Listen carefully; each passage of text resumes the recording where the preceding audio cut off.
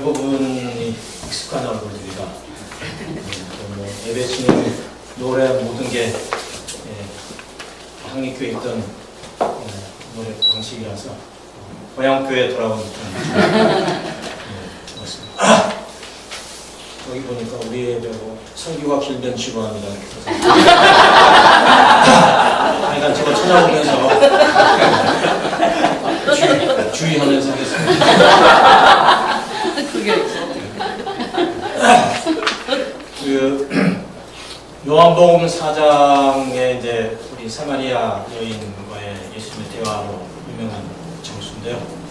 결국 근데 사마리아 여인 그러면 뭐 윤리적 개념으로 여성이 다른 명의 남편이 있어 과거에 있다.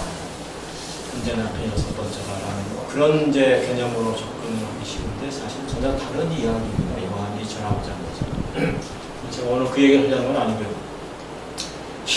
요한복음 4장 이 얘기를 시작하는 그 도입 부분이 제가 이제 관심 가는 부분인데 뭐라고 써 있는 거 아니?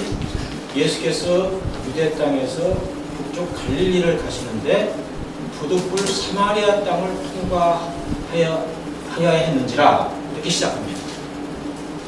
그런데 거기 이제 보면 가로 열고 그 당시에 유다와 사마리아는 접촉이 없었다 이런 해설문이 여기 붙어 있어요.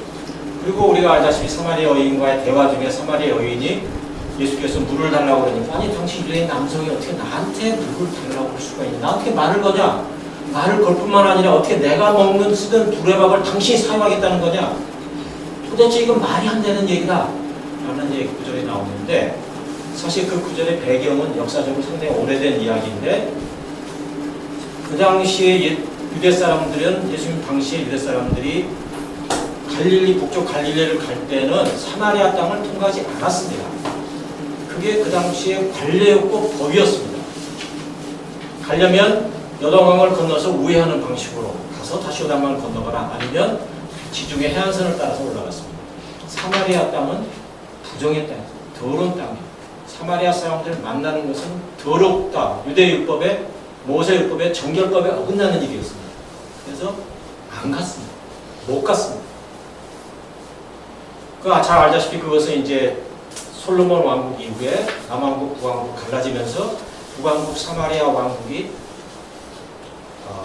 아수리아 제국에 의해서 멸망을 당하죠. 근데 아수리아 제국의 점령 정책은 이 약소 민족들이 반란을 일으키지 못하도록 하기 위해서 민족 간을 서로 섞어 살게 만들었습니다. 이 민족에 살던 사람이 이리 옮기고 저리 옮기고. 그래서 피가 섞이고 종교가 섞이고 말이 섞였어요. 그래서 남쪽에 있는 유대 왕국 사람들이 너네들은 같은 형제지만 우리 야곱의 조상의 같은 형제였지만 너희들 상대 안 한다. 더러운 놈들이다. 이렇게 상대 안 한 거예요. 그러고 나서 150년이 지나서 남왕국 유다도 또한 바빌로니아 제국에서 멸망을 당했어요. 그리고 바빌로니아 제국의 정책은 지도자들을 다 끌고 가는 옥류 정책입니다. 한 2만 명을 끌고 가서 데리고 살았죠. 그런데 페르시아 제국에 의해서 바빌로니아 제국이 60년 후에 멸망을 당하면서 다시 고향으로 돌아갔어요. 그런데 고향 돌아간 이후에 잘 아시는 대로 예루살렘 성전을 재건하는 가운데 이제 북쪽 형제들을 이제 거부하죠. 근데 예수님 시대와 그 시대 사이에는 북왕국 멸망으로 따지면 650년, 남왕국 멸망으로 따지면 500년의 세월이 흘렀습니다. 이미. 그리고 다른 제국에 의해서 알렉산더 제국, 로마 제국에 의해서 이미 나라가 그냥 세상이 무시하게 많이 바뀌었어요. 그런데 여전히 바뀌지 않은 거 하나는 그 시대에도 여전히 남쪽 사람들은 북쪽 사마리아 사람들을 형제로 여기지 않았고 그 땅에 들어가지 않았다는 거죠. 그런데 예수께서 그 땅을 들어갈 수밖에 없었다 라는 게 요한복음 4장의 서두입니다. 그래서 사마리아 여인의 이야기는 전혀 다른 이야기예요. 사실 그렇게 우리 눈에 보이는 대로 해석하면 절대 안 되는 얘기입니다. 그렇게 시작을 하고 있습니다. 그래서 예수는 들어가서는 안 되는 금단의 땅에 들어간 것이 요한 4장의 이야기입니다.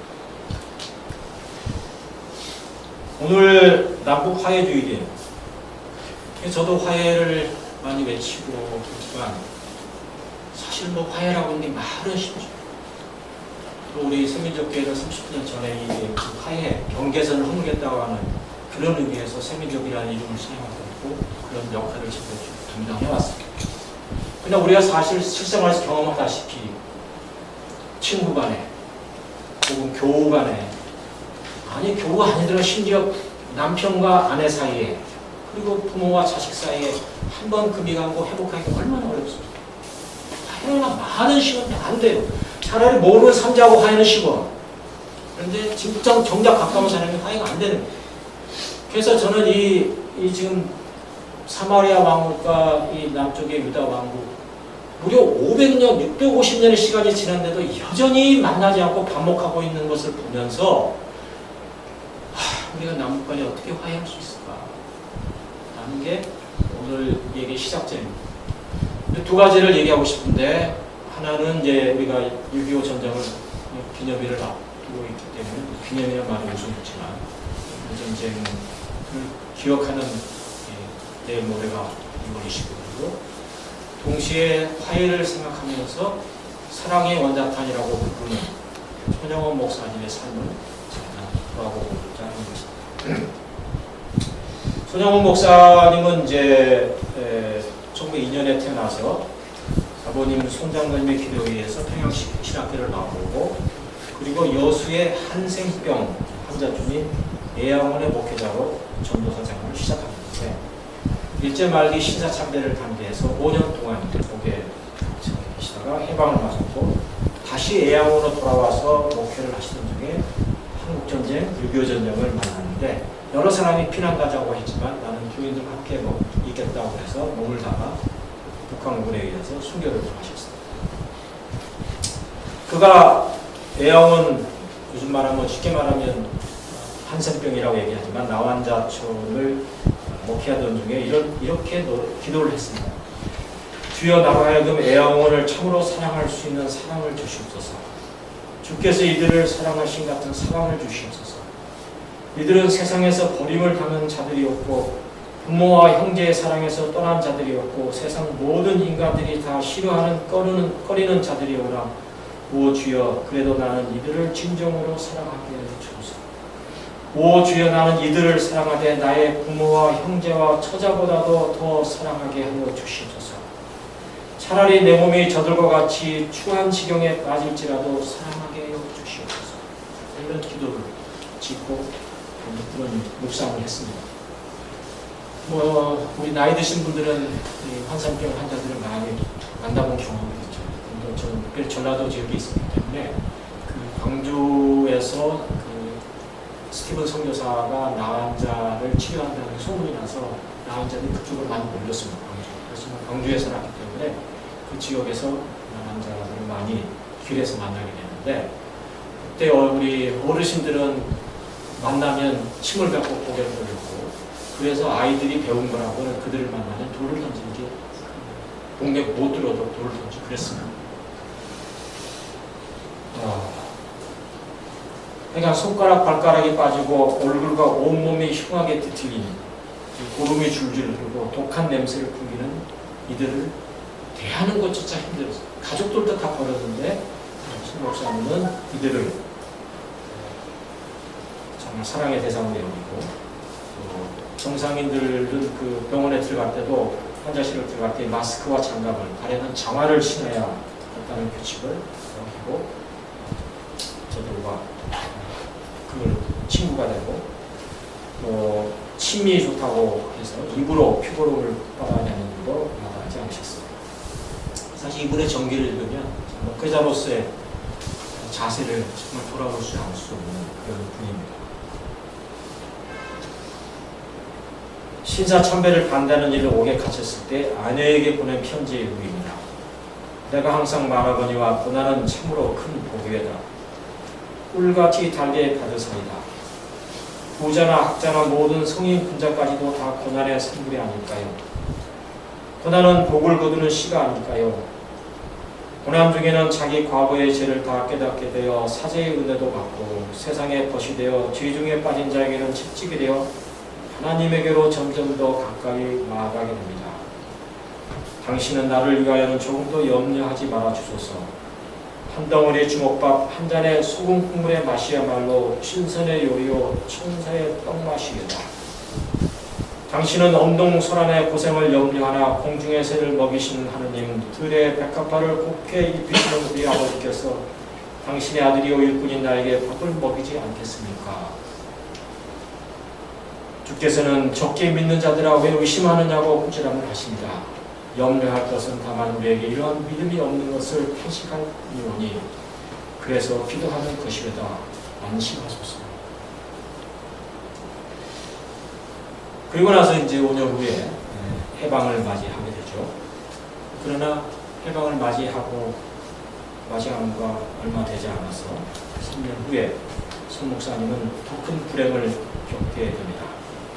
쉽게 말해 여순항쟁을 겪게 되는데 여순항쟁은 6.25 한국전쟁보다 더 큰 비극입니다. 왜냐하면 한국전쟁은 차라리 정부가 서서 정부와 정부끼리 대결하고 국가 간의 경쟁, 국가 간의 전쟁, 민족 내전이지만 그래도 공식적으로는 국가 간의 전쟁이고 그리고 여기에 중공군과 미군이 참여한 국제전입니다. 그러니까 좀 덜한 편이에요.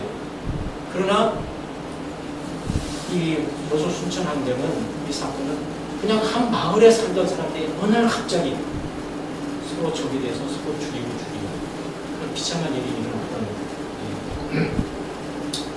사실 이제 우리가 해방전이라고 얘기하는데 해방전이 아니죠.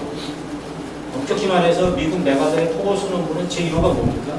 1호 포고선언의 1조가 뭔가는 우리는 해방군이 아니라 점령군으로 너 땅에 들어간다 하는 것을 명확하게 메가더가 포고했습니다. 일제에 이어서 우리는 미국이 일제 식민지에 이어서 우리의 역할을 한다. 이걸 명확히 했습니다. 그래서 1945년 8월 15일 일왕의 항복선언과 함께 조선총독부 국기개양대에 일장기가 내려가고 태극기가 올라갔습니다. 그런데 이것을 안 미군이 태극기 내려라. 일장기 다시 올려라. 그래서 그 다음날 일장기가 다시 올라갔어요. 그리고 1945년 9월 8일 미군이 인천항으로 들어와서 일본 사령관 앞에서 정식으로 항복성명을 받고 그리고 나서 일장기를 내렸습니다. 그리고 내려간 일장기 대신에 올라간 건 어느 나라 국기예요? 미국 국기가 올라갔습니다. 네. 그리고 사실은 1948년 8월 15일 대한민국 단독 정부가 서기까지 사실은 성적이 거의 걸려 있었어요. 미군의 점령, 신탁 통치가 계속 진행되고 있었던 3년 동안.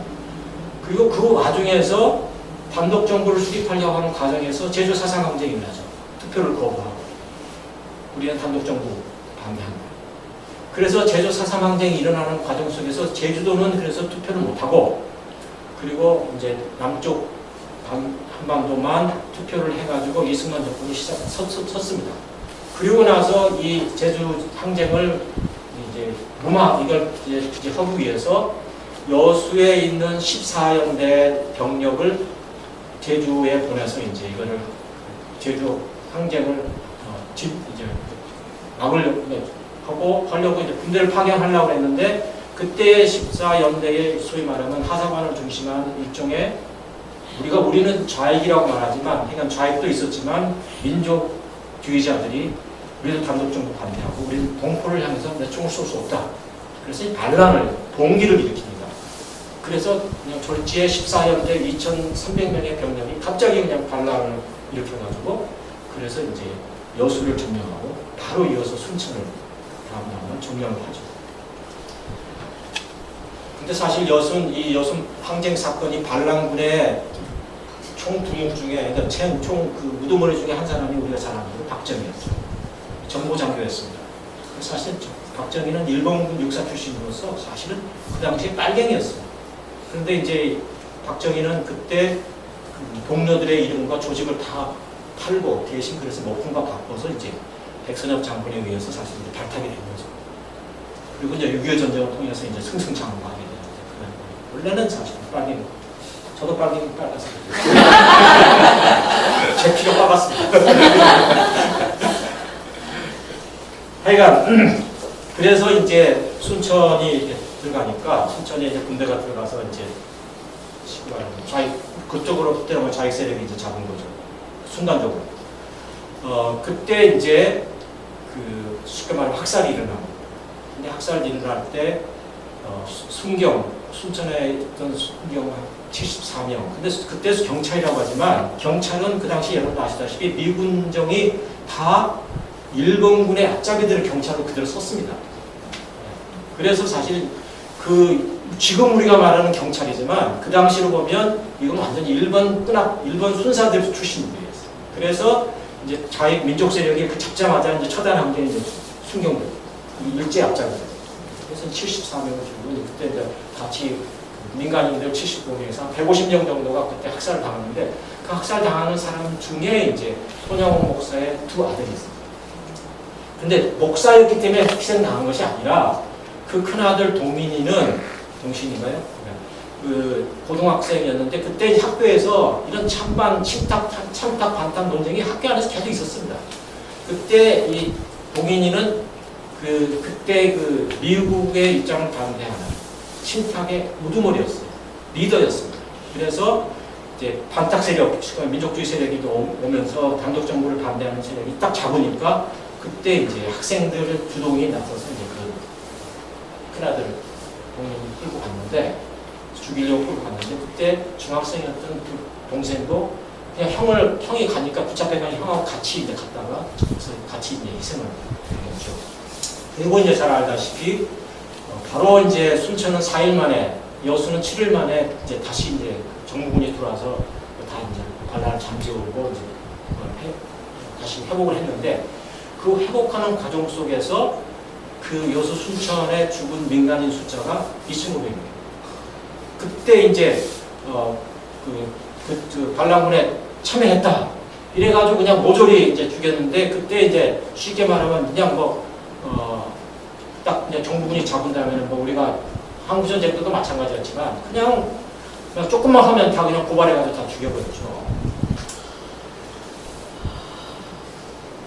그런데 이제 그때 손영호 목사님이 이제 장례식을 치르는 과정 속에서 우리가 잘 알다시피 자기 두 아들을 죽이는 일에 제일 앞장섰던 손인가요?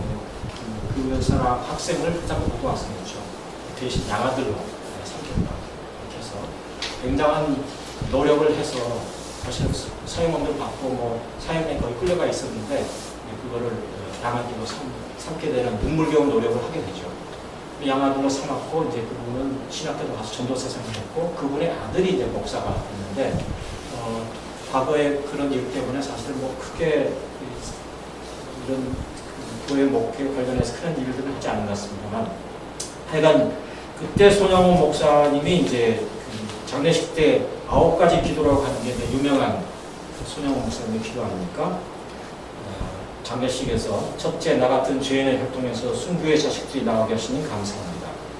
허다한 많은 성도 중에 이런 후배들을 주께서 하필 내게 맡겨주시는지 감사합니다. 삼남 삼녀 중에도 가장 아름다운 두 아들 장자와 차자를 바치게 된 나의 축복을 하나님께 감사합니다.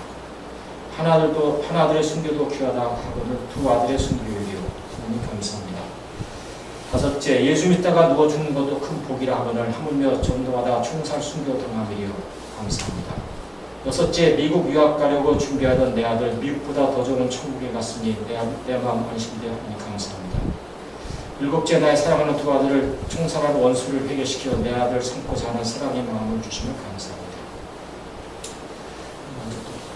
하여간 그 다음에 여덟 번째, 아홉 번째 비슷한 이야기인데 하여간 제가 관심 갖는 것은 어떻게 하면 기독인들이 이런 손영호 목사님의 화해와 사랑과 용서의 마음을 받아서 우리가 어떻게 서로 함께 품고 살아갈 것인가 하는 게 이제 제 신앙의 관심입니다. 근데 이제 손영호 목사님이 이제 이런 너무나 놀랄만한 일을 하셨기 때문에 한센병 치료나 한병 목회자로서 순교를 당하시거나 또 아들들의 일이나 이런 때문에 너무 사실 좋은 면만 극화되어 있는 건 있는데 사실은 예를 들면 그때 48년도에 사실 먹고 살기 힘들 때거든요. 일제 미국의 혼란스러운 시기인데 그때 이제 기도문에 보면 아들 유학 가려고 준비 중이었거든요. 그때 고등학생, 중고등학생이 어떻게 유학을 갈 준비할 수 있습니까? 그러니까 어느 정도 지금 말하는 미국 선교사들과 굉장히 긴밀한 관계가 형성이 되어 있었다. 그 사회 안에서 일종의 목사였지만 한센병 목사였지만 상당한 힘을 가지고 있었던 분이었다는 것을 우리는 알 수 있습니다. 지금 순교 기념관이 있는데요. 사실 지나치게 너무 이제 이분을 성윤화시켰고, 이게 화해와 사랑의 용서의 상징인 기념관이 아니라 친리 반공의 기념관으로 지금 되어버렸습니다. 보수에 그냥 거기를 가면 그냥 오히려 증오만 일으키는 이런 상황이 되어버려서 앞으로 손양호 목사님의 뜻에 어긋나는 일이기 때문에 이걸 조금 우리가 좀 주의해야 될 부분이 아닌가 이렇게 생각합니다. 이게 지금 여순 항쟁이 이제 1946년 미군정 하에서 일어났고, 그리고 이제 대구 항쟁, 대구 10월 항쟁. 그러니까 여순 항쟁은 1948년에 일어났고요.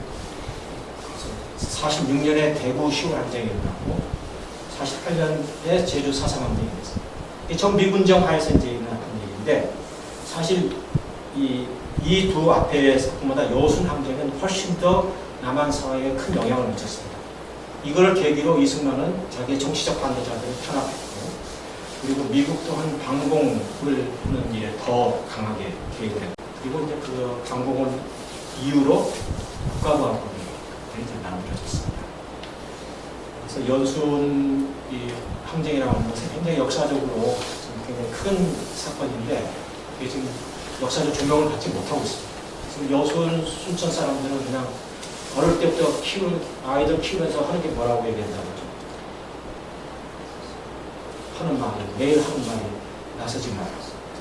나서지 마라. 어떤 자를 나서지 마라. 이게 여순 순천 겪은 불행한 여순 순천 그를 일본인 홍구웅이라는 학자가 처음으로 논문을 썼는데, 이분은 여순 봉기라고 하면서 이걸 뭐에 비유했는가 하니, 중국에서 국민당을 지원했던 미국과 싸운 중국 인민의 투쟁, 그리고 프랑스 제국주의와 싸운 베트남 독립해방 투쟁과 공통의 과제를 가진 투쟁이었다. 이렇게 여순 봉기를 평가했습니다. 그리고 이제 여순 순천 봉기에 참여했던 2,300명의 군인들 가운데 약 1,500명, 그리고 민간인 좌익 활동을 했던 사람들이 이제 전국은 진화군이 들어오니까 모두 피하게 되는데, 어디로 피하죠? 지리산으로 피시는 거예요. 그래서 지리산 빨치산이 그때 시작합니다.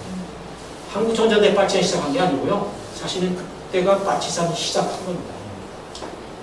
2,000명 이상의 병력이 그 안에 들어와서 그때 빨치산 투쟁이 시작합니다. 그래서 사실은 그 빨치산 투쟁이 어떻게 말하면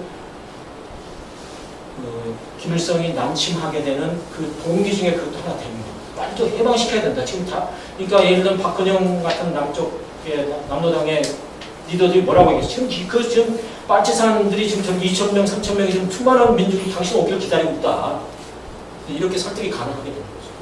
그래서 사실은 여순 항쟁도 우리 민족의 제주 4.3 항쟁, 여순 항쟁, 빨치산 투쟁, 그리고 한국전쟁 다 역사적으로 연결이 있습니다. 사실은 이제 6.25 전쟁 기원에 대해서 잠깐 설명해 보면, 사실 이제 45년 8월 15일 날 해방은 됐지만, 아까 얘기한 대로 미국이 점령군으로 들어왔고, 그래서 미국이 소련군이 뒤늦게 일본 대일전쟁에 참여를 하면서 너무 화둑짓으로 밀고 들어왔어. 그러다 보니까 남태평양에 있던 미군에서 보니까 이 갑자기 조선반도가 전체가 다 소련군이 진군하게 되어 있거든요.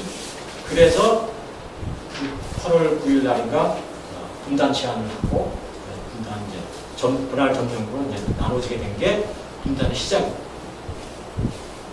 그때 이제 머스크 소련인가 하는 사람이 이제 그걸 제안했다는데, 그 사람이 벽에 걸어놓은 게 내셔널 지오그래피의 큰 지도가 있는데, 그 지도를 이렇게 빨간 손으로 그어놓은 그림이 있습니다. 근데 이제 그게 그 그림을 보고 제안을 이제 했다고 해요. 그래서 처음에는 사실은 미국과 소련군 사이에 하나의 경계선이죠. 이게 분단선이 아니라 경계선이었습니다. 경계선, 38 경계선이. 서로 우리 분할 정경에게 여지역으로서 우리가 분할한다. 어디가 어딘지도 모르고 그냥 하고 그렇게 서로 이제 하고 있는 거고.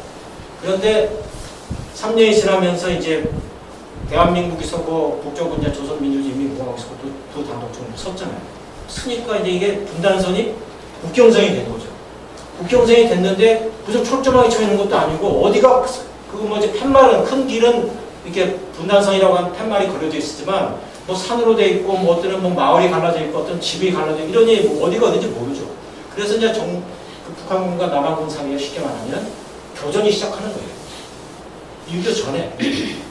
그래서 수많은 전투가 있었습니다. 대략적으로 880회의 전투가 있었어요. 한국전쟁 일어나기 전까지. 소규모 전투.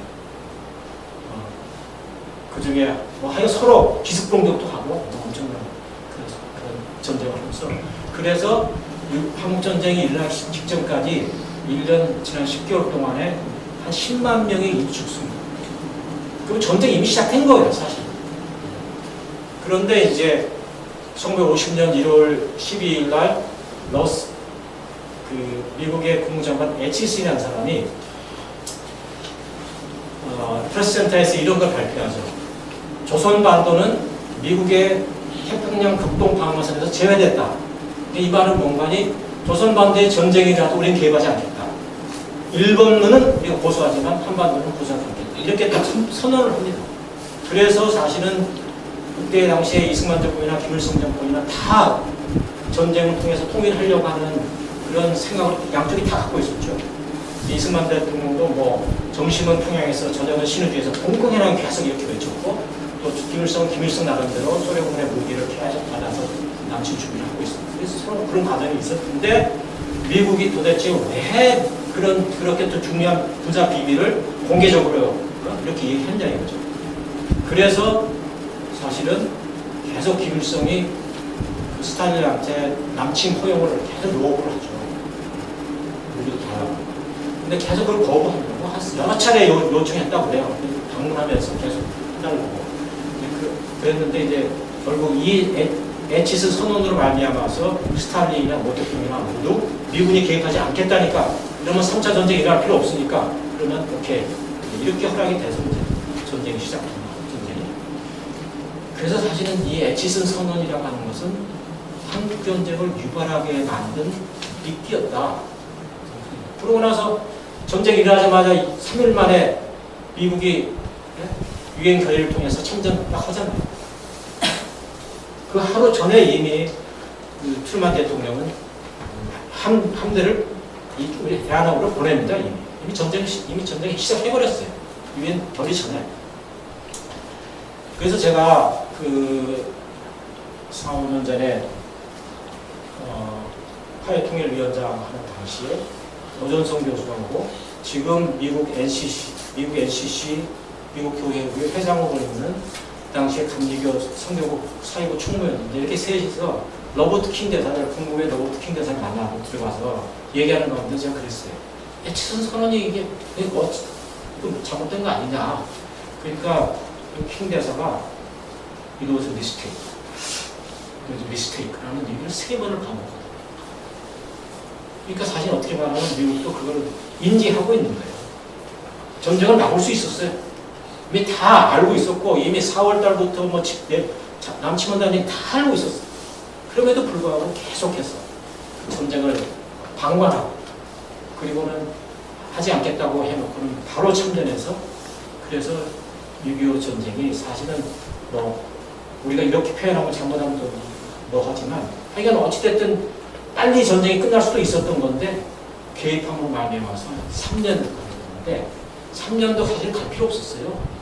1년 정도 지나면서부터는 전선이 다시 지금 휴전선 근처에서 서로 맞물렸습니다. 서로 오가지는 않았어요. 왜냐하면 서로가 부담되니까 중국은 중국대로, 미국은 미국대로 거기서 딱 멈추고 이렇게 서로 그냥 교전만 살살 땅 뺏기 조금씩만 하고 있었는데 그런데 휴전협정 만드는데 무슨 2년이 걸릴 조항이 있어요. 휴전협정 보세요. 간단히 뭐 1, 2개월이면 만들 수 있는 협정문입니다. 2년 동안 했음에도 불구하고 서해안 NLL에서는 그때 해결이 안 됐잖아요. 그 정도로 그거는 무슨 얘기냐면 전쟁은 계속되고 있었다는 거예요. 어떻게 계속되고 있었냐? 미국의 폭격기가 매일같이 북쪽을 향해 날아가서 폭격을 계속했어요. 그래서 그 폭격이 예를 들면 그 다큐멘터리 기록을 보면 미군 폭격기 조종사가 평양 그 상공을 날아갔는데 뭐라고 얘기하는 거냐? There is no more target, rather. 도대체 이 폭탄을 어디다 터뜨려야 될지 모르겠다. 다 무너졌는데 어디다 터뜨리냐 이거. 그 정도로 평양은 폐허가 됐고요. 1m 안에, 평방미터 안에 3개의 포탄이 떨어졌다고 합니다. 그리고 대부분의 도시들이 거의 전파됐고 모든 산업시설이 파괴됐고 그래서 한 미국 장교가 말하기를 북한은 구석기 시대로 돌아가고 저거 회복하는데 100년 이상 걸린다고 얘기했습니다. 그 정도로 미국이 가서 폭격을 했어요. 근데 이제 그 얼마 전에 제가 이제 BBC 다큐멘터리를 보다가 이 장면을 보고 저 깜짝 놀랐어요. 사실 미국이 수많은 무기를 만들어내고 이제 한국 전쟁을 하게 된 동기도 2차 대전은 갑자기 끝나는 바람에 넘쳐나는 이 포탄을 처리할 수가 없어서 재고가 쌓이니까 이거를 이제 처리 장소로 이제 한국전을 선택했고 한국전이 끝나고 나서 또 처리 장소가 없으니까 베트남전이 시작했고 베트남전 시작하고 나서 또 무기들이 쌓이니까 또 뭐 이라크 전쟁, 뭐 이런 아프리카 전쟁이나 또 시리아 전쟁이나 끊임없이 전쟁이 지금 계속되고 있죠. 카터 대통령이 그랬잖아요. 한 달 전인가 자기 고향에서 설교하면서 미국 역사 234년 역사 동안에 평화로운 시기는 딱 16년밖에 없었다. 나머지는 끊임없이 우리는 전쟁을 했다. 그러니까 수많은 무기를 생산하는 미국의 산업이라는 자체가 무기 생산에 딱 직결된 산업입니다. 그러니까 미국은 전쟁을 안 하면 나라가 망해요. 전쟁을 해야 공장이 돌아가니까. 그러니까 우리가 이런 그 미국의 그거를 좀 잘 알아야 됩니다.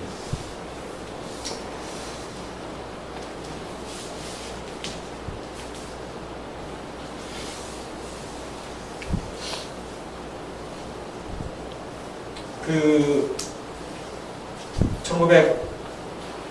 1950년 4월에도 미국 1급 비밀 문서에 보면 군사비 지출을 3배로 확장하는 전략을 알아봅니다. 또 루즈벨트 대통령이 2차 대전을 끝나고 퇴임하면서 군산복합체를 계속해서 놔두면 큰 미국 상해에 또 세계 평화에 큰 위협이 된다. 국회가 통제해야 된다. 라고 경고를 했습니다. 그런데 지금 미국 국회의원 상원 뭐 특별히 하원도 마찬가지지만 한국 지방 정부의 군수산업 그것이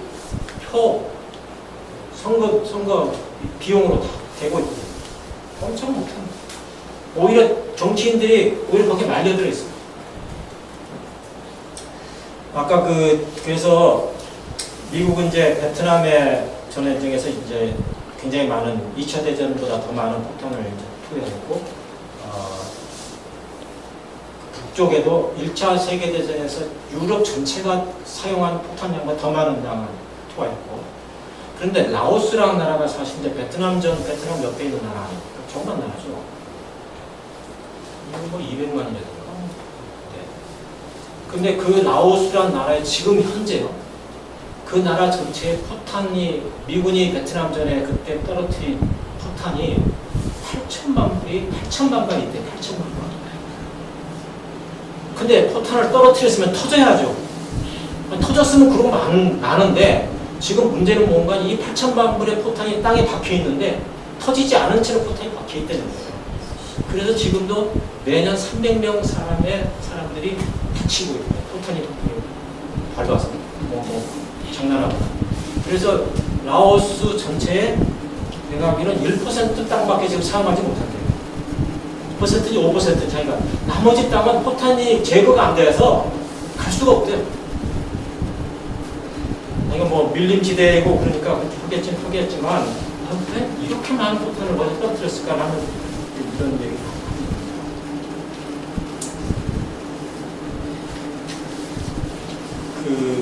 오늘 읽은 누가복음 장의 이제 군대 계신 이야기. 사실 이제 군대, 너 이름이 뭐냐? 군대, 야, 이렇게 군대가 히라고로 이제 레기온인데, 레기온은 그 당시에 로마의 대대 병력을 일컫는 명사였어요.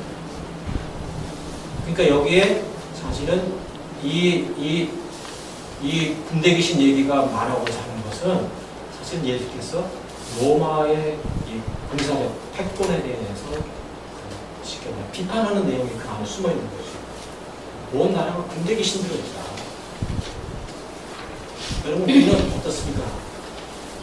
저도 미국 살다가 여기 와가지고 저도 뭐 전방에서 3년을 공부했지만 한 20몇 년 살다가 와가지고 그냥 지금도 뭐 많이 익숙해졌지만 지금도 느끼는 게 그거예요.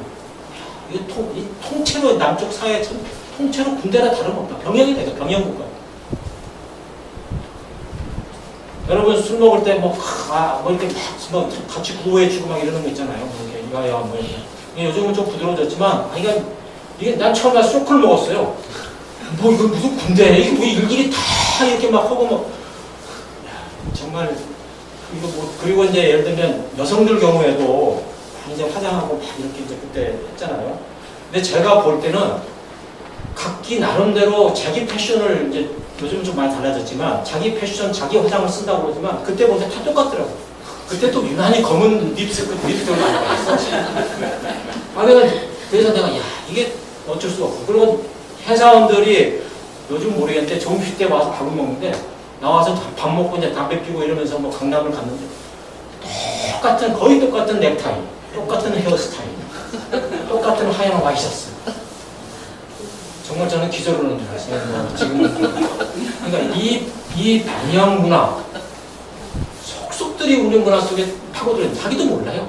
나도 몰라요. 네. 그리고 분단병, 자살국가 아닙니까? 남한의 자살국가. 세계 제1위의 자살국가 다 10년이 넘었어요. 그리고 2위보다 2배가 넘습니다. OECD 내 3배 이상이가 돼요. 평균. 왜 이렇게 자살이 많아졌어요? 우리 60년대 자살이 있었어요? 거의 없었습니다. 저희 어렸을 때 자살한 사람 거의 없었어요. 먹고 살기 힘들어도 다 악취까지 살라고 그랬지 자살 안 했어요. 근데 왜 자살이 이렇게 많아졌어요? 자살하는 사람들 보면 다 나름대로 이유가 있습니다. 개인적인 이유가 있어요. 근데 통째로 보세요. 통째로 보면 분단병입니다. 그걸 어떻게 알 수 있어요? 자살률 세계 2위 국가가 어느 나라예요? 예전에는 북유럽이었지만 자살률 2위 국가가 사이프러스입니다. 사이프러스 우리 사도행전에 나오는 섬이죠. 우호로섬이라고. 이 사이프러스가 지금 어떻게 돼 있어요? 북쪽과 남쪽에 분단되어 있습니다. 터키와 그리스에 의해서. 철저하게 져 있습니다. 거기도. 물론 기독교 세력, 이슬람 세력으로 이렇게 나눠져 있지만 거기도 형제 간에 엄청난 분쟁이 있었어요. 지금도 그 사이 거기는 뼈예요. 그 철저 뭉쳐 있는 상황은 유엔군이 들어가 있거든요. 우리가 1위, 사이프러스 2위. 그럼 자살은 개인의 병이긴 하지만 동시에 이건 그보다 근본적인 건 사회병이에요. 분단병이에요. 그래서 어떻게 우리가 이런 치욕스러운 상황을 벗어날 수 있을 것인가? 이거 극복을 해야 돼요. 분단을 극복해야 돼요. 통일을 해야 돼요. 근데 통일이 정치적 통일은 쉬울 것 같지만 마음의 벽 허무는 이 화해는 정말 어려운 일이다. 유대인들 500년 지났어도 그 분단의 벽을 마음의 벽을 못 허물고 살아가는 거 아닌가. 그런 점에서 우리가 통일에 대해서 내 스스로 내 안에서부터 이 분단의 벽을 허무는 걸 정말 심각하게 고려해야 된다. 그리고 마지막으로 에스겔 예언자에게 바벨론의 포로로 붙잡혀 있는 에스겔 예언자에게 하나님께서 환상을 보여주시잖아요. 두발 강가에 마른 뼈가 탁 일어나서 큰 군대를 이루고 그런 장면을 보여준 다음에 바로 이어주는 말씀이 이 막대기 두 개를 취해라. 하나의 막대기는 북왕국 에브라임의 사마리아라고 쓰고 또 다른 막대기는 남왕국 유다라고 써라. 그리고 두 막대기를 하나로 내 손에 붙들고 있으라. 통일왕국에 대한 비전을 말씀하시면서 이제는 두 나라가 남이지 아니냐. 이런 예언의 말씀으로 끝나지 않습니까? 그래서 제가 오늘 제가 에세이라고 생각하고 오늘 주어지는 어젯밤에 오늘 아침에 본 예수님 하나님의 환상을 실현하겠습니다. 두 막대기. 하나는 대한민국, 또 다른 막대기 조선민주주의 미국화국. 저는 야훼 하나님의 환상에 따라서 하는 겁니다.